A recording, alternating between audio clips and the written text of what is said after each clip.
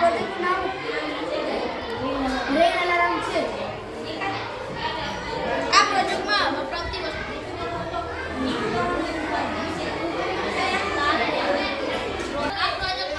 વસ્તુઓના નામ.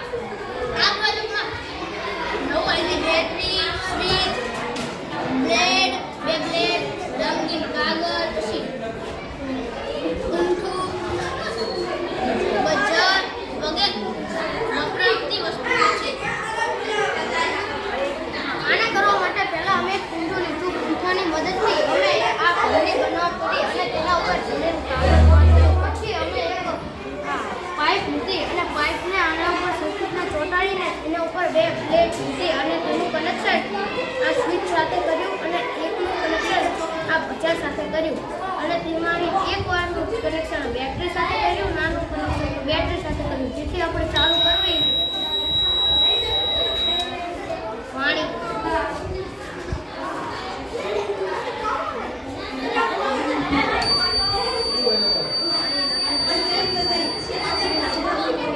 શું થયું? પાણી નાખવી તેથી અવાજ આવે. કરો છો ફરી કરો છો.